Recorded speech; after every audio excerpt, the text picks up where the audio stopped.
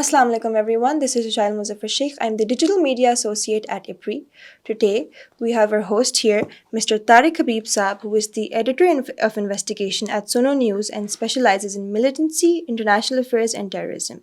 We have him here today to discuss the ongoing Gaza genocide that the apartheid state of Israel is committing. Assalamu alaikum sir, kya haal hai aapka? وعلیکم السلام. اللہ کا شکر ہے. الحمدللہ سر شروع کرتے ہیں جینوسائڈ سے ہی، لیکن سب سے پہلے ہم جاننا چاہیں گے کہ آپ کا آن گراؤنڈ ایکسپیرینس کیسا تھا، اور آپ ہمیں کیا بتا سکتے ہیں کہ اس وقت ایگزیکٹلی ہو کیا رہا ہے غازہ میں، فلسطینی لوگ جو ہیں وہ کس قسم کے تشدد کے ساتھ، کس قسم کے ظلم کے ساتھ ایگزیکٹلی گزر رہے ہیں؟ دیکھیں یہ جب 7 اکتوبر کو حماس کا جو فائٹر ونگ ہے القسام، اس نے جب کارروائی کی جسے طوفان الاقصی کا نام دیا گیا، دنیا آج طوفان الاقصی کے نام سے اس کارروائی کو جانتی ہے، تو اس کے بعد ہمارے ادارے کی جانب سے یہ پلان کیا گیا کہ ہم یہ جو پورا کانفلکٹ ہے اسے ہم بارڈر سے کور کریں گے، اور اگر ممکن ہو سکا تو ہم غزہ میں داخل ہونے کی بھی کوشش کریں گے، وہاں جائیں گے بھی. تو آغاز اس طرح ہوا کہ جب ادارے کی طرف سے کہا گیا، اور میں چونکہ پہلے بھی وار زونز کور کر چکا ہوں مختلف، تو اس لیے یہ قرابی میرے نام ہی نکلا کہ جی آپ وہاں وزٹ کریں. تو جانے سے پہلے میں نے جو ہے وہ وہاں جو میرے سورسز تھے، جو ان آرگنائزیشنز میں میرے لنکس تھے، ان کے ساتھ روابط کیے. میں نے اپنا ایک پورا جو ہے وہ شیڈیول ترتیب دیا، اسٹوریز اور اسٹوری بورڈز بنائے میں نے، اور پھر ان کے مطابق میں نے سورسز کے ساتھ مل کے اور وہاں پہ جو ہے وہ چیزیں سیٹل ڈاؤن کی جو مجھے کور کرنی تھی. اس میں ہمیں کچھ چیزوں میں بڑی پریشانی کا سامنا کرنا پڑا، جیسے ہمیں اس وقت جو ہے وہ سیریا کا ویزا نہیں مل سکا، اور غزہ تو پھر بہت دور رہ جاتا ہے کہ اگر سیریا ویزا دیتا اور پھر اس کے بعد جو ہے وہ غزہ بارڈر پہ ہم جا کے سچویشن کور کرتے.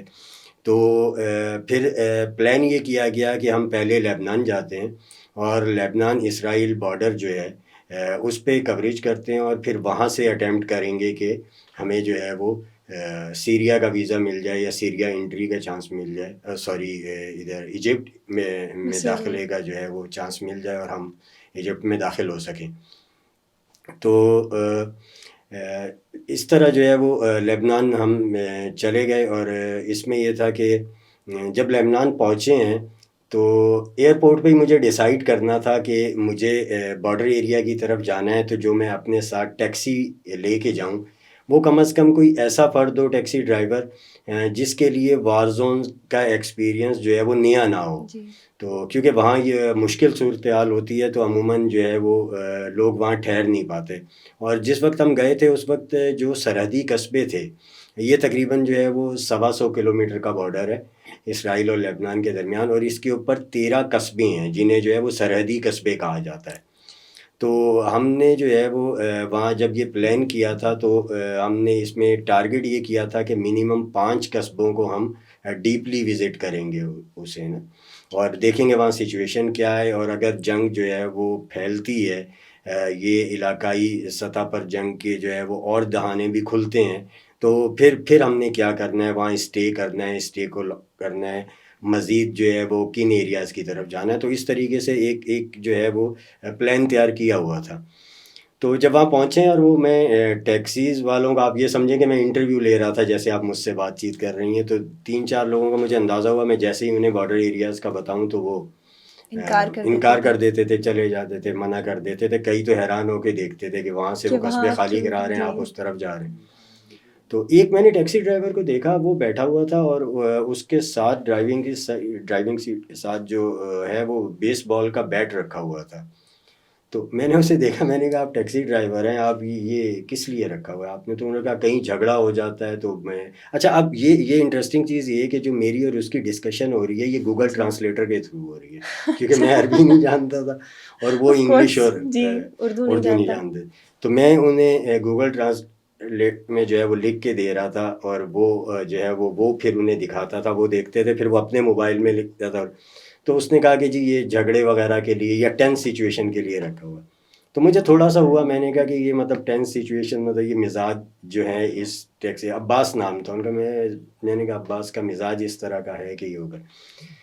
خیر میں نے انہیں ساتھ ہائر کر لیا. تو پھر ہم جو ہے وہ سب سے پہلا جو ہمارا وزٹ تھا وہ ہم نے کفر قلعہ قصبہ ہے، جہاں پہ وہ دیوار بھی ہے جو باب الفاطمہ کہلاتی ہے، اور جو اسرائیل نے کنکریٹ کی دیوار بنائی ہے، اور وہ اس کا جو ہے وہ ایک بڑا حصہ وہاں سے گزرتا ہے. تو ہم پہلے جو ہے وہ وہاں پر گئے، وہاں جا کے ہم نے ساری سچویشن کو دیکھا. اس وقت تک سچویشن یہ تھی کہ غزہ میں فل فلیج ایک جو ہے وہ اسرائیل اور جو فلسطینی آرگنائزیشنز تھیں ان کے درمیان لڑائی جاری تھی. اور وہاں لبنان کی سچویشن یہ تھی کہ یہ جو سرحدی علاقے تھے ان میں جو ہے وہ شیلنگ اسرائیل شروع کر چکا تھا، لیکن وہ صرف سرحدی قصبوں تک محدود تھی اس وقت تک. یعنی جب میں وہاں پہنچا ہوں تو اس وقت تک صرف سرحدی قصبوں تک محدود تھی. ڈیپ ان سائڈ دا جو ہے وہ اسرائیل نے کوئی اٹیک نہیں کیا تھا. تو یہ سچویشن تھی کہ اس طرح جا کے ہم نے اسے دیکھا. ہم نے 5 قصبے وہاں پہ کور کیے. 13 قصبے ہیں ٹوٹل، اس میں ہم نے 5 کور کیے. سچویشن یہ تھی کہ وہاں سے قصبے خالی ہو چکے تھے، لوگ جو ہے وہ دیگر علاقوں کی طرف ہجرت کر گئے تھے. وہاں میکسیمم ہمیں نظر آئے جو حزب اللہ کے لوگ تھے وہ نظر آئے. اور سیکنڈلی یہ کہ اگر گھروں میں کوئی چوکی دار ہے یا کوئی ایک فرد جو ہے وہ رہ گیا ہے اسے گھر کی نگرانی کے لیے، تو وہ اس طرح کے لوگ مل رہے تھے. ادروائز ہوٹلز بند ہو چکے تھے، دکانیں بند تھیں. مطلب آپ دیکھیں کہ ہمیں کھانا لینے کے لیے تقریباً 125 کلومیٹر پیچھے جو ہے وہ نبتیہ ایک قصبہ تھا، وہاں آنا پڑتا تھا. اور 3 راتیں ایسا ہوا کہ ٹیکسی میں ہی گزارنی پڑی، ہوٹل نہیں مل رہا تھا. ایک ہوٹل تھا جس میں انٹرنیشنل میڈیا موجود تھا، اور وہاں پہ جو ہے وہ جگہ فل تھی. تو ان سے جو ہے وہ جب بات چیت ہوئی تو انہوں نے کہا ہمارے یہاں تو یہ اب کہ ریسیپشن پہ جو صوفے رکھے ہوئے ہیں وہ بھی ہم جو ہے وہ رینٹ آؤٹ کر چکے ہیں، اور وہ نہیں، آپ کے لیے جگہ نہیں. تو یہ سچویشن تھی جب وہاں پہ پہنچے ہیں.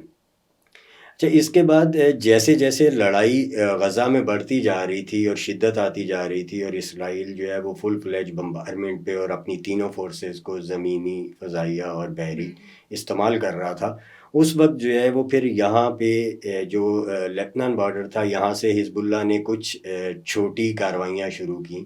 یعنی راکٹ حملے شروع کیے اور جو ہے وہ اسرائیل کو انگیج کرنے کی کوشش کی. اگرچہ وہ بڑے پیمانے پہ نہیں تھا اور آج تک نہیں ہو سکا، بڑے پیمانے پہ نہیں کیا. یہ جو ہے وہ اس وقت جو ہے انہوں نے آغاز کر دیا تھا اس کا. تو یہ معاملہ نہ کہ جب غزہ کی جو صورتحال تھی وہ سنگین تر ہوتی چلی جا رہی تھی. یہاں پہ ایک معاملہ یہ تھا کہ یہ جو 13 قصبے تھے یہ پہلے مکمل طور پہ حزب اللہ کے کنٹرول میں تھے، لیکن جب یہ طوفان الاقصیٰ ہوا ہے اور اس کے بعد جو ہے وہ اسرائیل کے ساتھ فلسطینی مکمل طور پہ جنگ میں چلے گئے، تو یہ جو 5 قصبے تھے ان میں سے وہ اس حزب اللہ نے دیگر تنظیموں کے حوالے کر دیے.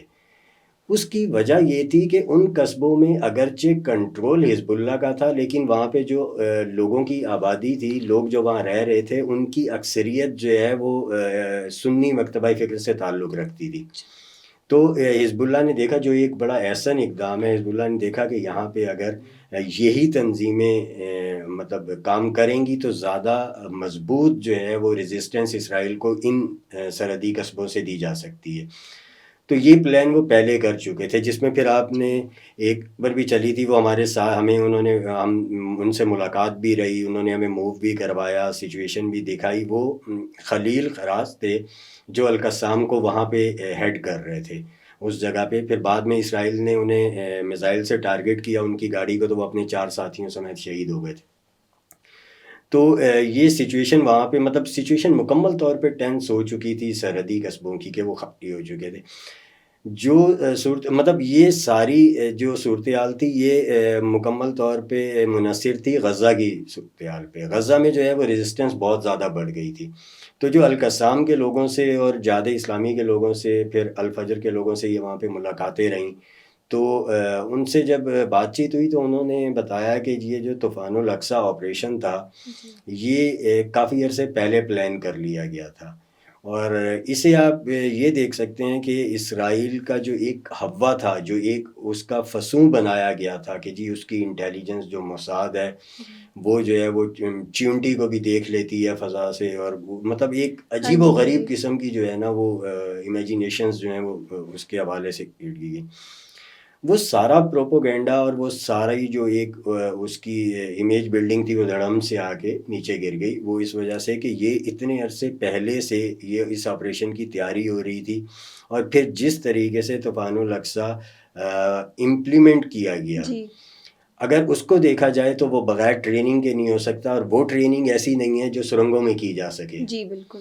تو اس سے آپ اندازہ کر سکتے ہیں کہ وہ باقاعدہ تربیت بھی دی گئی ان لوگوں کو، اور پھر یہ پورا پلان بھی کیا گیا. اس کی بھنک تک نہیں پڑ سکی اس کے موساد کو، اس کی جو ہے وہ بالکل لا علم رہے اس سے. اور جب آپریشن ہو گیا اس کے بعد بھی جو اسرائیلی ادارے تھے وہ ایک دوسرے پہ الزام لگا رہے تھے کہ جی انہیں پتہ تھا، انہوں نے نہیں بتایا ہمیں، اور ہم اس لیے کارروائی نہیں کر سکے، اور نیوی حرکت میں نہیں آ سکی، اور فضائیہ مطلب وہ ایک دوسرے پہ الزام ڈال رہے تھے.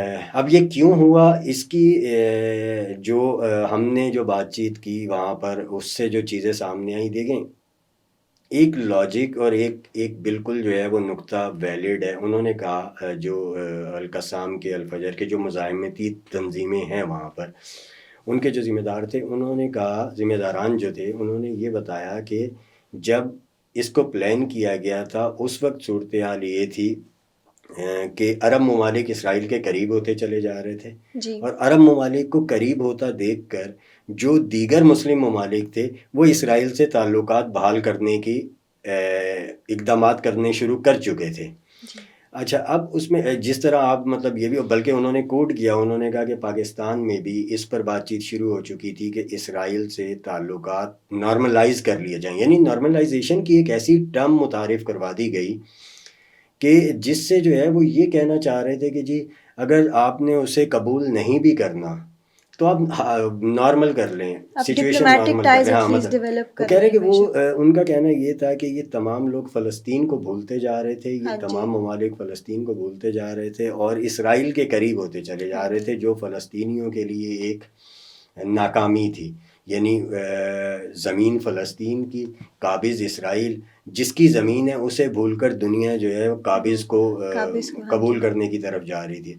انہوں نے کہا ایک یہ چیز تھی. دوسری یہ تھی کہ اسرائیل جو ہے چھوٹے موٹے آپریشنز کرتا رہتا تھا جن میں سینکڑوں کی تعداد میں شہادتیں ہوتی رہتی تھی، لیکن کہہ رہے ہیں کہ آپ کو، یعنی ہمارا کہہ رہے ہیں میڈیا کا اور دنیا کا، کہ جی وہ آپ لوگوں کو اس وجہ سے وہ نظر نہیں آتی تھی کہ وہ تھوڑی تعداد میں ہوتی تھی، کم تعداد میں ہوتی تھی. انہوں نے ایک دن 10 شہید کر دیے، دوسرے دن 15، تیسرے دن 20، اور پھر یہ خبریں نیوز میں چلتی تھیں، چلتی کچھ عرصے رہتی تھی بعد تو فوراً وہ غائب ہو جاتی تھی. تو انہوں نے کہا کہ یہ آپ کو جو ہے نا وہ آپ لوگ انہیں کنسیڈر نہیں کر رہے تھے، آپ لوگ یہ سمجھ رہے تھے کہ بھئی یہ تو نارمل ہے فلسطین میں 20، 25، 50 فلسطینیوں کا مارا جانا جو ہے وہ عام سی بات ہو گئی. انہوں نے کہا یہ سارے حالات ایسے تھے جس پہ ان کے ہاں مشاورت ہوئی، اور اس کے بعد انہوں نے ایک جو ہے وہ سچویشن روم قائم کیا، اور وار سچویشن روم. اور جو سب سے اہم ڈیولپمنٹ وہاں ہوئی، دیکھیں وہاں پہ جو تنظیمیں ہیں وہ 9 تنظیمیں ہیں جو غزہ کے اندر لڑ رہی ہیں. اس کو آپ بالکل اس طرح سمجھ سکتے ہیں کہ جیسے ہمارے قبائلی علاقے ہیں. اگر آپ وہاں دیکھیں تو وہ قبائل ایک تو اپنے علاقائی گروہ میں اپنا علاقائی گروہ کی صورت میں تقسیم ہے، پھر وہ اپنی ذات برادری کی صورت میں تقسیم ہے، پھر وہ جو ہے وہ خاندانی اس کے اوپر آ جاتے ہیں اور اس میں تقسیم ہے. یعنی جب آپ دیکھیں تو وہ شمالی وزیرستان اور جنوبی وزیرستان لوگ الگ، پھر وزیری، محسود، اور اس طرح ٹرائبس جو آ جاتے. سیم یہی جو پیٹرن تھا یہ غزہ میں موجود ہے کہ وہ علاقائی اس پر بھی اسرائیل کے سامنے مزاحمت کر رہے تھے، وہ قبائلی سطح پر بھی مزاحمت کر رہے تھے، اور مضبوط مزاحمت کر رہے تھے. یعنی جو ڈسکس کی جا سکتی ہے، جسے دنیا دیکھ رہی تھی. لیکن اس وقت سچویشن یہ تھی کہ یہ تمام گروہ اکٹھے نہیں تھے، آپس میں چھوٹے موٹے اختلافات تھے، چیزیں تھیں، تو یہ اکٹھے نہیں ہو رہے تھے. طوفان الاقصی کے حوالے سے بتاتے ہیں کہ جب انہوں نے اس کو پلان کیا کہ ہم اس طرح کا ایک آپریشن کرنے جائیں گے، تو انہوں نے تمام گروہوں کو اکٹھا کر لیا. ان کے جو ذمہ داران تھے ان سے بات چیت ہوئی، بات چیت کرنے کے بعد مطلب مشاورت ہوئی اور پھر اس میں جو جو اختلافات تھے انہیں ختم کیا گیا یا وقتی طور پہ انہیں دبا دیا گیا اور یہ سب ایک پلیٹ فارم پہ جمع ہو گئے. جب ایک پلیٹ فارم پہ جمع ہو گئے تو افرادی قوت میں بھی اضافہ ہو گیا اور مالی وسائل اور جو جنگی اسٹریٹجی کے لیے جو ریکوائرمنٹس ہوتی ہیں ان کی پوزیشن بہتر ہو گئی. یہ سب کرنے کے بعد انہوں نے پھر یہ جو ہے وہ اس آپریشن کو آگے بڑھایا اور اس کی مطلب جو مراحل تھے گزرے. اس کے بارے میں ان کا بتانا یہ ہے کہ یہ تقریباً 1.5 سے 2 سال پہلے پلان ہوا تھا 7 اکتوبر سے. اس کے بعد اس کا سارا جو ہے وہ مطلب یہ چلتا رہا, اسے خفیہ رکھا گیا اور پھر 7 اکتوبر ڈیسائیڈ کیا گیا اور اس دن یہ آپریشن جو ہے وہ وہاں پر ہوا. اور اس کے بعد یہ ہوا کہ آج جو فلسطین میں مزاحمت جاری ہے اس میں وہ تمام گروہ جو ہیں, وہ تمام گروپس جو ہیں وہ ایک پلیٹ فارم پہ ہیں اور وہ ایک پلیٹ فارم پہ اسرائیل کے سامنے مزاحمت کر رہے ہیں. یہی وجہ ہے کہ اگر آپ دیکھیں تو اسرائیل ابھی تک جو ہے وہ کوئی اپنی میجر اچیومنٹ نہیں دنیا کو بتا سکا. یعنی اس نے ہاسپیٹلز اس وجہ سے تباہ کر دیے کہ اس کے نیچے القصام کا سرنگوں کا نیٹ ورک ہے. اس نے اسکولز اس وجہ سے تباہ کر دیے کہ اس کے نیچے سرنگوں کا نیٹ ورک ہے. یعنی جنگ کے دوران جن جن چیزوں پر حملہ نہیں کیا جا سکتا اسرائیل نے وہ سارا انفراسٹرکچر, وہ ساری عمارتیں تباہ کر دیں صرف یہ بتا کے اس کے نیچے جو ہے وہ سرنگیں. آپ یہ دیکھیں کہ اسرائیل سرنگیں نہیں ڈھونڈ سکا, جی اس نیٹ ورک کو نہیں ڈھونڈ سکا. مطلب ڈھونڈنے سے مراد یہ کہ جب اس نے ڈھونڈا تو وہ اس وقت ڈھونڈا جب شاید جو ہے وہ یہ القصام کے لوگ یہ چاہ رہے تھے کہ اسرائیل ڈھونڈ لے. یعنی وہ استعمال کر کے چھوڑ چکے تھے. جہاں سے طوفان الاقصی اسٹارٹ ہوا تھا اس جگہ تک جب اسرائیل پہنچا ہے تو اس ٹائم جو ہے وہ 150 سے زیادہ دن گزر چکے تھے. یعنی وہ استعمال کر کے کارروائی کر کے اپنا ہدف لے کے وہ وہاں سے جا چکے تھے, خالی کر چکے تھے. پھر جو انہوں نے جو مزاحمتی گروہ تھے انہوں نے جن لوگوں کو اسرائیلیوں کو یرغمال بنایا تھا, جن کو قیدی بنایا تھا, ان میں سے آپ دیکھیں کہ یورپی ممالک کی حمایت اسرائیل کو حاصل رہی. یورپی ممالک کی حمایت ہر سطح پر, یعنی انٹیلیجنس, فوجی ساز و سامان اور اخلاقی اور عالمی سطح پر جو ہے وہ کھل کے حمایت کرنا, چاہے ان ممالک کی عوام ان کے خلاف کھڑی ہو حکمرانوں کے, لیکن وہ حکمران اسرائیل کی حمایت کر رہے تھے. اس کے باوجود ایک قیدی جو القصام نے اور دیگر گروپوں نے قیدی بنائے ہوئے تھے, اسرائیلی قیدی, وہ ایک قیدی جو ہے یہ بزور بازو اس کو نہیں رہا کروا سکے. قیدی وہی رہا ہوئے ہیں جو مزاحمتی گروہوں نے خود رہا کیے ہیں ڈیل کے دوران. کوئی ایک قیدی جو ہے وہ نہیں کر. مطلب آپ جو اسرائیل دعوے کرتا رہا ان سارے دعووں میں وہ بری طریقے سے ناکام ہوا ہے. تو یہ وہاں کی سچویشن تھی. یہ تو سن کے بہت افسوس ہو رہا ہے کہ صرف مطلب جو سرنگیں وہ ڈھونڈنا چاہ رہے تھے وہ ان کو ملی بھی نہیں, اور اس کی وجہ سے آج 26,000 لوگ جو ہیں وہ ہلاک ہو چکے ہیں اور 65,000 سے زیادہ جو ہیں وہ زخمی ہیں. اتنے لوگ مسپلیس ہو چکے ہیں, ڈسپلیس ہو چکے ہیں, اتنے بچوں کے پورے خاندان جو ہے وہ مٹ چکے ہیں. بہت افسوس کی بات ہے. سر میرا اگلا سوال یہ ہے, آپ نے ابھی مینشن کیا کہ اتنے ممالک ہیں دنیا میں جن کے لوگوں کے سینٹیمنٹس بالکل فرق ہیں. وہ ظاہر ہے فلسطینی لوگوں کا ساتھ دے رہے ہیں, وہ چاہتے ہیں کہ سیز فائر ہو جائے.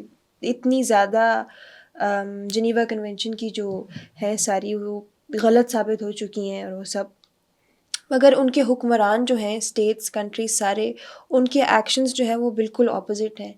کوئی بھی کسی بھی ابھی پاورفل اسٹیٹ نے یہ نہیں کہا کہ ہاں ٹھیک ہے سیز فائر کر دینا چاہیے. جب بھی UNSC میں ووٹ کی باری آتی ہے وہ سیز فائر کے لیے نہیں مانتے. ایسا کیوں ہے؟ ہم نے دیکھا 50s میں 60s میں جب ویتنام وار ہوئی تھی تو لوگوں نے پہلی دفعہ دیکھا کہ جنگ اصل میں ہوتی کیا ہے. وار زون کی جب ٹی وی پہ وہ آئے, جب جرنلسٹ نے جا کے ایکچولی رپورٹ کیا تو لوگوں نے اتنا شور مچانا شروع کر دیا, اور اس کی وجہ سے ان کو اس میں بھی ظاہر ہے بہت عرصہ لگا, 6 سال لگے ان کو وہ جنگ ختم کرنے میں, لیکن ایونچولی ان کو وہ جنگ ختم کرنی پڑی. اب ایسا کیوں نہیں ہے؟ آج کل تو ہر کسی کے ہاتھ میں فون ہے, اور غازہ سے ہی چھوٹے بچے جو ہیں وہ رپورٹ کر رہے ہیں جب تک ان کے پاس انٹرنیٹ ایکسیس تھا, اور وہ دکھا رہے ہیں کہ ہو کیا رہا ہے. ساری دنیا اپنی نظروں سے دیکھ رہی ہے, لیکن ہمارے حکمرانوں کو, دنیا کے حکمرانوں کو, انٹرنیشنل باڈیز کو جو اسی کام کے لیے بنی ہے جیسے کہ ICJ ہے, ان ابھی تک بھی کوئی یہ نہیں کہہ رہا کہ اچھا ٹھیک ہے سیز فائر کر دینا چاہیے. سیز فائر کی پہ وہ آتے ہی نہیں, اس کی نوبت ہی نہیں آنے دیتے. ایسا کیوں ہے؟ دیکھیں اس میں ایک چیز تو یہ ہے کہ یعنی اسرائیل بنیادی طور پہ ایک قابض ریاست ہے. یعنی اسرائیل کا اپنا جو ہے وہ وجود جن ممالک کی, طاقتور ممالک کی اسے حمایت حاصل ہے, اس کا اپنا وجود بھی صرف اسی حمایت کی بنیاد پر کھڑا ہے. اب آپ اچھا اس کے بعد جہاں تک مسلم ممالک کا تعلق ہے تو مسلم ممالک کے آپسی اختلافات اور پھر ان کی حکمرانوں کے ریاستی اور ذاتی مفادات جو ہیں وہ آڑے آتے ہیں, جس کی وجہ سے جو ہے وہ کھل کے فلسطین کی حمایت نہیں کر پا رہے. اگر آپ اس حوالے سے فلسطینیوں کو دیکھیں تو آپ یہ دیکھیں کہ وہ یہ ضرور کہتے ہیں, مطلب میں آپ کو بتاؤں کہ اس نے یہ جو ان کی ایک کریکٹر جو ابھی لیڈ کر رہا ہے اس سارے, اس کو ابو عبیدہ, اس سے یہ سوال کیا ایک جرنلسٹ نے کہ جی آپ جو ہے وہ قبلہ اول کی حفاظت کے لیے لڑ رہے ہیں, آپ کا دعویٰ یہ ہے کہ آپ قبلہ اول کی حفاظت کے لیے لڑ رہے ہیں, تو دیگر اسلامی ممالک جو ہیں مسلم ممالک وہ کیوں نہیں آتے؟ تو ابو عبیدہ کا جواب جو ہے ایز اے مسلم میں سمجھتا ہوں کہ وہ انہوں نے کہا کہ یہ جو قبلہ اول کی حفاظت کا فریضہ ہے یہ اللہ تعالیٰ کی طرف سے اسائن ہوتا ہے. تو مسلم ممالک کو سوچنا چاہیے کہ عطا ہے, یعنی اللہ تعالیٰ نے عطا کی ہے اور یہ جو ہے وہ یہ تو ہم یہ فریضہ جو ہے وہ ادا کر رہے ہیں. تو یہ تو مسلم ممالک کو سوچنا چاہیے کہ اللہ تعالیٰ نے انہیں یہ توفیق کیوں نہیں دی کہ وہ آ کے لڑیں. اچھا ایز اے مسلم تو یہ مطلب ہمارے لیے ایموشنلی بھی اور مطلب ہم اس کے اوپر یقین رکھتے ہیں اسے. اب جہاں تک ہے عالمی سطح کا معاملہ کہ وہاں پر جو ہے وہ ان کی مزاحمت کو کس انداز میں دیکھیں, اس میں سب سے پہلے جب اس طرح کی کوئی کارروائی ہوتی ہے تو کارروائی کرنے والے کے اہداف کیا ہیں ان کو نوٹ کیا جاتا ہے, اور پھر وہ اپنے اہداف میں کے حصول میں کس درجہ تک کامیاب ہو سکیں. دیکھیں اس میں جو ہمارے سامنے اس ساری سچویشن کو رکھتے ہوئے ان سے بات چیت اور دیگر وہاں پہ موومنٹ کرنے کے بعد, لوگوں سے ملاقاتوں کے بعد, ان کے ذمہ داران سے ملاقاتوں کے بعد جو چیزیں سامنے آئیں, دیکھیں ان کا سب سے پہلا ہدف یہ تھا کہ یہ مسلم ممالک کو روکیں کہ وہ اسرائیل کو تسلیم کرنے کی طرف جائیں.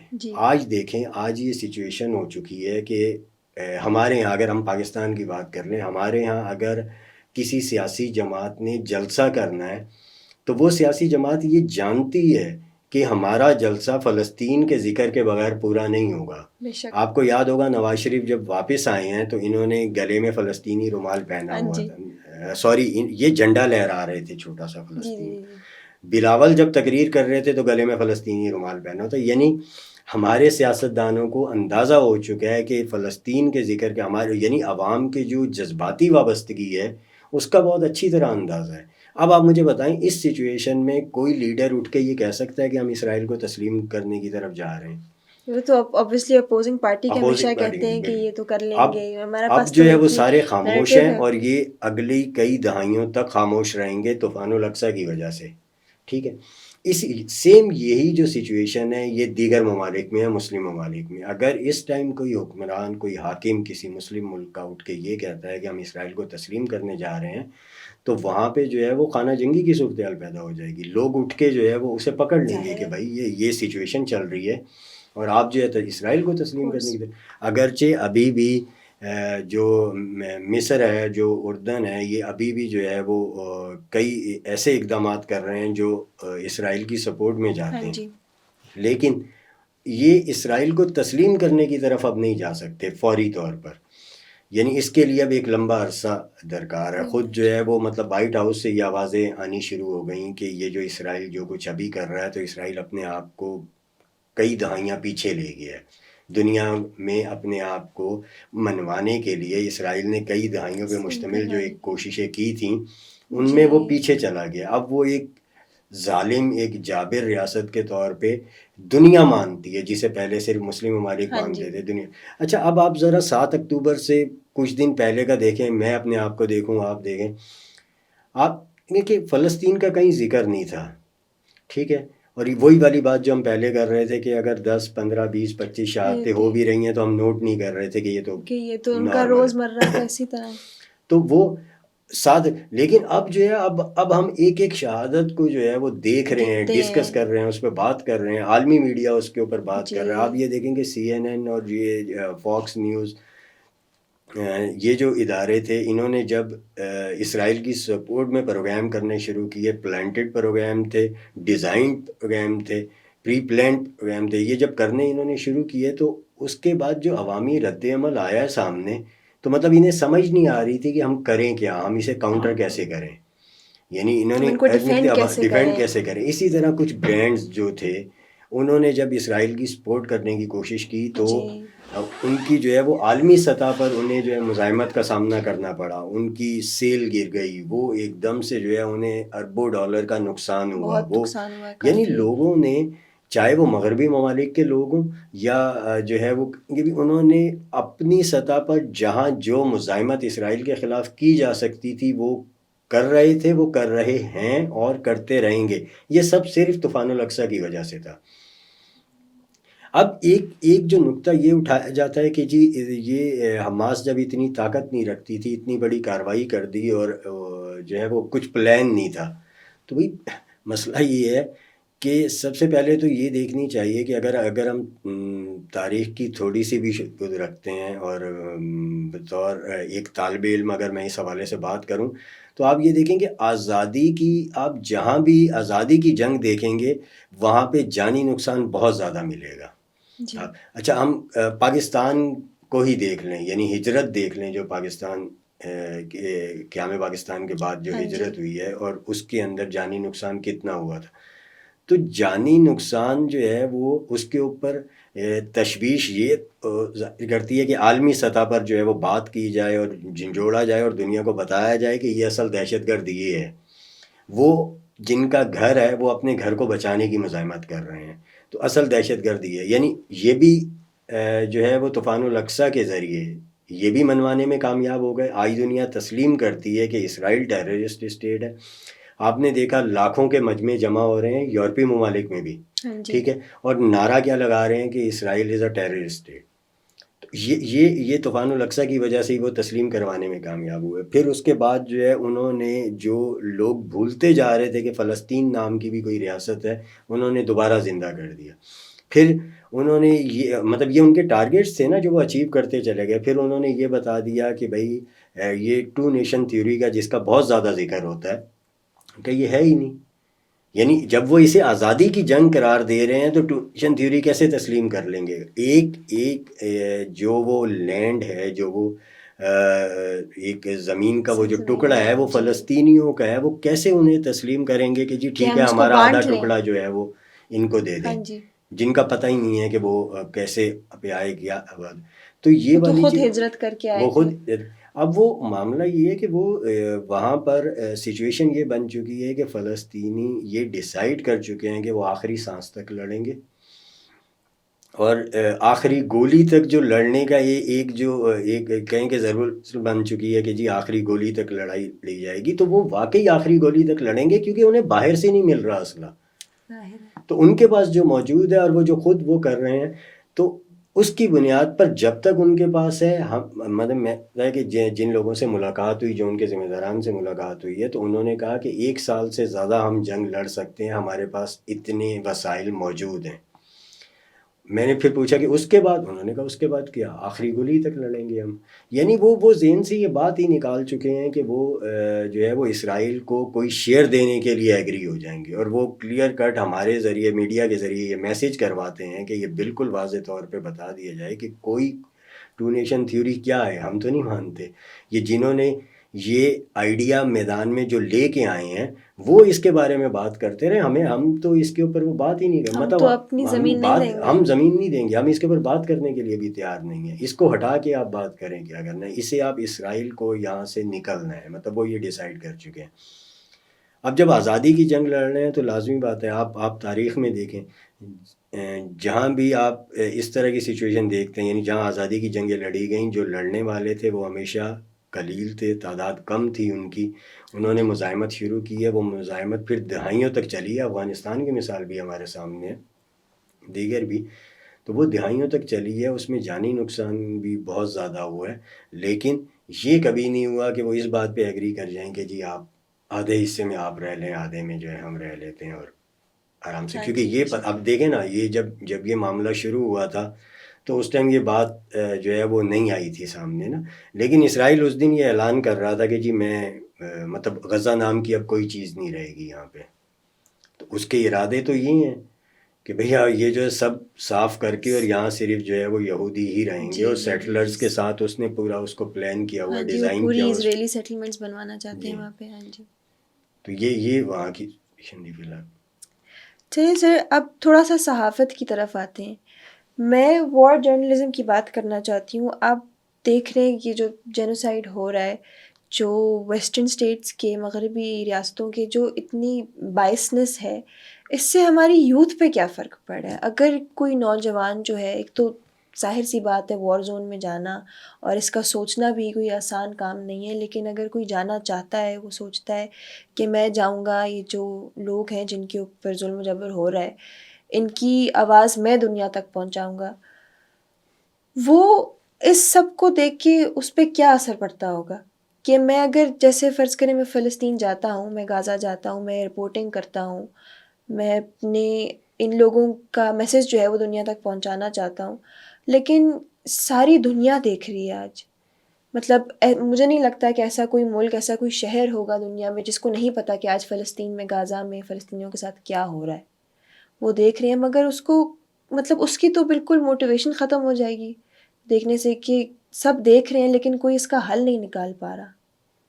اس کے بارے میں آپ کیا کہیں گے؟ چل ایک چیز یہ ہے کہ آج آپ یہاں بیٹھی پوڈ کاسٹ کر رہی ہیں جی. اور میں آپ کے سوالوں کے جواب دے رہا ہوں. دیکھیے ایک چیز یہ ہے کہ یہ میرا نہیں خیال کہ ایک جرنلسٹ کی ذمہ داری یہ ہے کہ وہ جائے، جو دیکھ رہا ہے اسے رپورٹ کرے، جو سچویشن اس کے سامنے ہے وہ دنیا کو بتائے، حقائق دنیا کے سامنے لے کے آئے. اس کا کام نہیں ہے کہ وہ جو ہے وہ دنیا کا رد عمل بھی وہ ڈیسائیڈ کرے کہ میری رپورٹ پہ جو ہے وہ دنیا یہ رد عمل دے. ٹھیک ہے. ہم جب صحافت میں آتے ہیں اور صحافت شروع کرتے ہیں تو اس ٹائم ہمارا ایک جو ایم ہوتا ہے وہ یہی ہوتا ہے کہ بھائی جہاں جو کچھ ہو رہا ہے وہ بالکل ہم حقائق جو ہیں، یعنی جو کچھ جیسے ہے وہ ہم دنیا کے ویسے سامنے دنیا لے کے آئیں سامنے گے. لے آئیں. اب دنیا جو ہے وہ ڈیسائیڈ کرے. دیکھیں اس میں جو ہے وہ ملٹیپل جو ہے نا وہ چیزیں آ جاتی ہیں. جب اگر ہم ریاستوں کی بات کریں، جی. ریاست کے اپنے مفادات ہوتے ہیں، اور اس کے بعد جو حکمران طبقہ ہوتا ہے اس کے اپنے ذاتی مفادات بھی ہوتے ہیں، ان کے ذاتی دوستیاں بھی ہوتی ہیں، پھر ریاست کے اپنے تعلقات بھی ہوتے ہیں. انٹرنیشنل ریلیشنز جو ہیں وہ کس چیز کی ڈیمانڈ کر رہے ہیں، کس طرف کھڑا ہونا ہے، یہ سب ریاستیں جو ہیں وہ اپنے مفادات کو مد نظر رکھتے ہوئے یہ ڈیسائیڈ کر رہی نیشنل ہوتی ہیں. انٹرسٹ سے بڑی کوئی چیز نیشنل نہیں. انٹرسٹ. اب ایک جرنلسٹ جو ہے وہ ان پہ اثر انداز نہیں ہو سکتا. ٹھیک ہے. جرنلسٹ کا کام صرف یہ ہے کہ وہ حقائق سامنے لے کے آئے اور عوام کو دکھائے، اور اس کے بعد فیصلہ عوام پہ چھوڑ دے کہ وہ ان حقائق کو سامنے رکھتے ہوئے وہ کیا جو ہے وہ ری ایکشن دیتے ہیں. اور جو ایک چیز ضرور ہے جو کسی بھی جرنلسٹ کو جو ہے وہ اس کی ہمت بندھاتی ہے، اسے آگے بڑھنے میں مدد دیتی ہے، وہ یہ کہ دیکھیں حکمرانوں کے اپنے معاملات ہوں گے، یہ سارے ریاستی معاملات ہوں، کھانوں کے معاملات ہوں، یہ سارے کے سارے عوامی رد عمل اور عوامی رائے کو دیکھتے ہوئے ان میں تبدیلیاں ممکن ہیں. ٹھیک ہے. تو عوامی رائے کو دیکھتے ہوئے تبدیلی ممکن ہے. تو بطور صحافی میری یہ ذمہ داری ہے کہ میں حقائق عوام کو بتاؤں، عوام جو ہے وہ اس سے اپنا ایک اپنی رائے ترتیب دے، اور پھر عوام ہی ہیں جو یہ حکمرانوں سے اور جو ہے اپنے وہ فیصلے مجبور منوا کر سکتے سکتے ہیں کہ اپنے فیصلے منوا سکتے ہیں کہ جی آپ اس طرف کو کریں. دیکھیں اب یہ یعنی جو سب سے بڑا اسرائیل کا سپورٹر ہے امریکہ، جی. اسے اپنے وزیر کو ہٹانا پڑا عوامی رد عمل دیکھ کے. یعنی وہاں پہ امریکیوں کا رد عمل دیکھ کے اسے ایکشن لینا پڑا. پھر کئی اور جگہ پہ اسے اسرائیل کو ریئیکٹ بھی کرنا پڑا کہ بھئی آپ اسرائیل بہت آگے جا رہا ہے. جیسے میں نے کہا کہ جی وہاں بیان بھی آیا کہ جی اسرائیل کئی دہائیاں پیچھے چلا گیا. یعنی اس طرح کی کمنٹس پہلے سننے کو نہیں ملے تھے.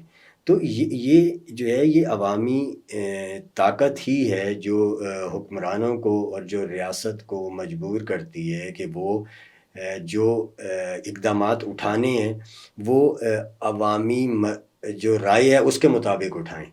تو جرنلسٹ کا کام جو ہے وہ اچھا اس میں آپ یہ کہہ سکتے ہیں کہ جرنلسٹ جو ہے نا وہ کبھی ڈیسیژن میکر نہیں ہوتا، اوپینین میکر ضرور ہاں ہوتا ہے. جی. ٹھیک ہے، تو ہمیں جو ہے وہ انہیں نہیں بنانا ہوتا ہے، ہمیں عوام کو ہی بتانا ہوتا ہے، اور عوام جو ہے اس کے مطابق خود فیصلہ کر کے اور اپنی جو حکمران ہیں انہیں مجبور کر سکتے ہیں کہ وہ ان کی مرضی کے مطابق جو ہے وہ فیصلے کریں، اور ان کے جذبات کو سامنے رکھتے ہوئے جو ہے وہ انٹرنیشنل ریلیشنز کو دیگر ریاستوں سے رابطوں کو تعلقات کو بحال کریں. سر میرا اب آخری سوال حماس کے بارے میں. جو فلسطینی لوگ ہیں how do they perceive Hamas? ان کا کیا پرسپیکٹیو ہے حماس کے بارے میں؟ وہ کیا سمجھتے ہیں کہ یہ جو کر رہے ہیں وہ ٹھیک ہے؟ کیا وہ سمجھتے ہیں کہ اگر یہ حماس کے لوگ جو ہیں وہ ہمارے پر حکومت کر رہے ہیں تو وہ ٹھیک ہے؟ اور کیا وہ کبھی اس بات پر راضی ہوں گے کہ پیلسٹینین لبریشن اتھارٹی جو ہے وہ اور حماس اگر ایک مل کے یونیفائڈ گورنمنٹ بنائے تو کیا اس کے رول کے انڈر جینا چاہیں گے؟ اور آپ کو کیا لگتا ہے کہ اب اس الاقصی کے بعد حماس اگر مطلب کامیاب نہ ہو سکے اپنے ارادوں میں تو کیا ان کی آپریشنز جو ہیں وہ بڑھ جائیں گے؟ دیکھیں یار ایک چیز یہ ہے کہ جو آپ کا پہلا سوال ہے، یعنی آپ کے سوال کا جو پہلا حصہ جی ہے جی وہ یہ کہ حماس سے لوگ کس حد تک مطمئن ہیں، جی فلسطینی جو ہے وہ کس حد تک مطمئن ہے. اس میں آپ یہ دیکھیں کہ جو ویڈیوز سامنے آتی ہیں ان ویڈیوز کو دیکھ کے یہ اندازہ کیا جا سکتا ہے کہ لوگ حماس کی حمایت کتنی بڑی تعداد میں کر رہے ہیں، یعنی کتنے لوگ ہیں، ایک آبادی کا بڑا حصہ حماس کے ساتھ کھڑا ہے. آپ یہ دیکھیں کہ اگر لوگ کہیں پہ بھی آپ گوریلا وار کی جو گوریلا وار کی گئی ہو ان جگہوں کو آپ ذرا ان کے بارے میں پڑھیں، اور ان کے بارے میں اگر ہم تھوڑا سا کریدیں تو ہمیں پتہ لگے گا کہ گوریلا وار کامیاب وہیں پر ہوئی ہے جہاں پہ اسے عوامی حمایت حاصل تھی. جس جگہ پہ دیکھیں سری لنکا میں ناکام ہوئی، اس کی بنیادی وجہ یہ ہے کہ سری لنکا کے لوگ جو ہے وہ اس کی فیور میں نہیں تھے. ٹھیک ہے، اور اسی طریقے سے آپ جہاں دیکھیں گے کہ کامیاب ہوئی، افغانستان میں کامیاب ہوئی، تو افغانستان میں کامیاب ہوئی تو کتنے ممالک تھے نیٹو کی چھتری کے نیچے جس کو جو ہے ناکام بنوایا گیا نا، ناکام بنایا گیا.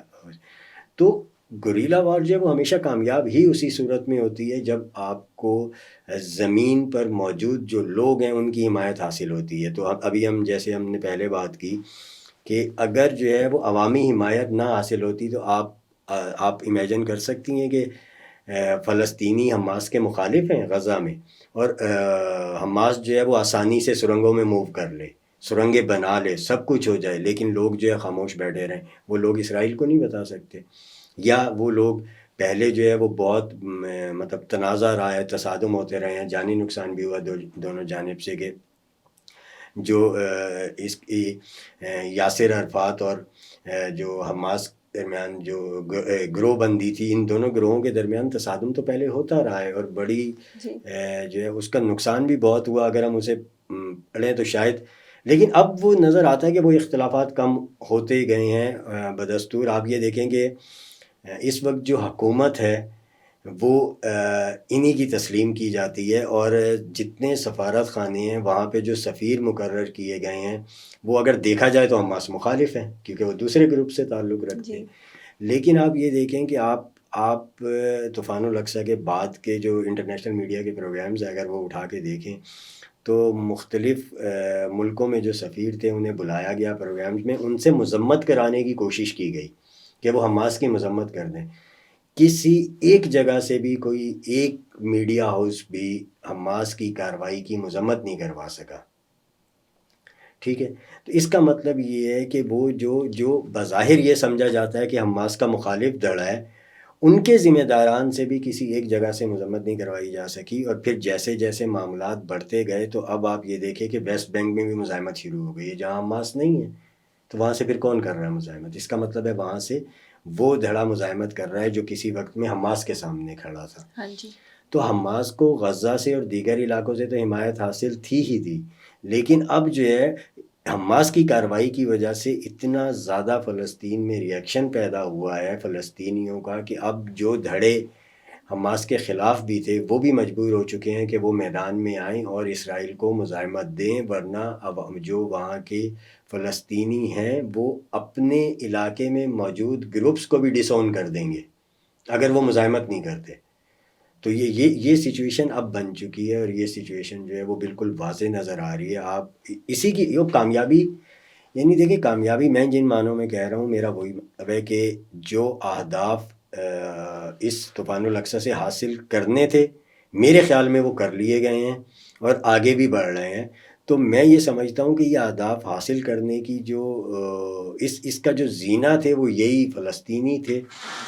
انہوں نے مکمل طور پہ حماس کو اور دیگر مزاحمتوں کو سپورٹ کیا، اب تک کر رہے ہیں۔ آپ یہ دیکھیں کہ بہت زیادہ، یعنی جس طریقے سے اسرائیل بتاتا ہے کہ اس نے کاروائیاں کی، آج یہ تباہ کر دیا، کل وہ تباہ کر دیا، اور وہ کر رہا ہوتا ہے۔ سچویشن یہ ہے کہ چار بریگیڈ اور اس کے ساتھ جو اس کی سب سے زیادہ مضبوط اور سب سے زیادہ خطرناک، خود اسرائیل کی زبان میں جو گولن بریگیڈ ہے جی وہ موجود رہی، اس کے ذمہ داران مارے گئے، مطلب اہداف بنا کے نشانہ بنایا القسام نے انہیں، وہ مارے گئے، اور پھر جانی نقصان اٹھانے کے بعد اسرائیل وہاں سے نکلتا ہے، کبھی کوئی یونٹ لگاتا ہے۔ آج اس نے 4 بٹالینز جو ہیں، یہ آج کی میں آپ کو بتا رہا ہوں، 4 بٹالینز نئی اس نے وہاں پہ تعینات کی ہیں۔ جو پہلے 6 بریگیڈ تعینات تھیں انہیں اس نے وہاں سے ریموو کیا ہے، اور مطلب اس میں سے بیشتر حصہ وہاں سے ریموو کیا، اور اسے اب نظر یہ آ رہا ہے کہ وہ ناردرن سائڈ پہ لے کے جا رہا ہے، اور شاید اب جو لبنان کا بارڈر ہے وہ ایک بڑی جنگ کی طرف جاتا ہوا نظر آ رہا ہے۔ تو اصل مسئلہ یہ ہے کہ جو فلسطینی ہے وہ مکمل طور پہ حمایت میں کھڑے۔ میں آپ کو صرف 2 چیزیں اس میں بتاؤں۔ جب ہم وہاں موجود تھے تو ایک فلسطینی اداکارہ تھیں، ٹھیک ہے، وہ ہمیں ایئرپورٹ پہ ملی، تو بات چیت ہوئی ان سے، تو انہوں نے کہا کہ جی میں فلسطین جا رہی ہوں، فیملی کے ساتھ تھی اسے۔ تو میں نے ان سے کہا کہ جی اس وقت لوگ فلسطین سے نکل رہے ہیں، اور آپ پوری فیملی لے کے جو ہے وہ واپس فلسطین جا رہی ہیں۔ تو انہوں نے کہا نہیں، اس وقت زمین کو میری ضرورت ہے۔ یعنی اب آپ یہ دیکھیں کہ ایک جو وہ فلسطینی خاتون ہے، ان کی دنیا الگ ہے، گلیمرائزڈ اس میں جو ہے وہ جی رہی ہیں اس کو، لیکن انہیں زمین کا اتنا ہی احساس ہے۔ جب سیز فائر ہوا تھا تو بھی جو ہے وہ یہ اسرائیل کو یہ ایک توقع تھی کہ جب سیز فائر ہوا ہے تو بمبارمنٹ اتنی کر دی ہے تو جو غزہ میں لوگ ہیں نا یہ بھاگیں گے اب ہاں جی رفا بارڈر کی طرف۔ تو پتہ یہ چلا کہ جو رفا بارڈر کی طرف لوگ پہلے یعنی نکلے ہوئے تھے وہ 15,000 واپس آ گئے۔ یعنی نکلنا لوگوں نے کیا تھا، جو رفا بارڈر کی طرف پہلے یعنی شہادتوں کے بعد اپنے گھرانے تباہ ہو گئے، گھر تباہ ہو گئے، لوگ مارے گئے، جو بچا کے نکل رہے تھے کہ یار چلو ابھی گھر تباہ ہو گیا تو کچھ دن جو ہے وہ تھوڑا سائڈ، وہ بھی واپس آنے، یعنی 15,000 لوگ سیز فائر کے دوران غزہ میں واپس آئے ہیں۔ اسرائیل نے بمباری تو نہیں روکی تھی، تو اس نے تو، حماس بھی وہاں سے کہیں نہیں گئی تھی، القسام کہیں نہیں گئی تھی وہاں سے، تو القسام نے کاروائیاں بھی کرنی تھی، اسرائیل نے اٹیکس بھی کرنے تھے، یہ پتہ تھا سب کو، لیکن پھر بھی وہ لوگ واپس آئے۔ پھر دنیا میں جو فلسطینی تھے دیگر ممالک میں جو تھے، ان کا میں نے آپ کو بتایا کہ ان کی جو اپروچ تھی وہ یہ تھی کہ نہیں، آج ہماری زمین کو ہماری ضرورت ہے، وہ واپس جا رہے تھے۔ پھر آپ ویڈیوز جو آپ بھی دیکھ رہی ہیں میں بھی دیکھ رہا ہوں، اس میں چھوٹے چھوٹے بچے ہو گئے، اللہ تعالیٰ نے ہم پہ آزمائش ڈالی ہے، اور اللہ تعالیٰ آزمائش اپنے پیارے لوگوں پہ ہی ڈالتے ہیں۔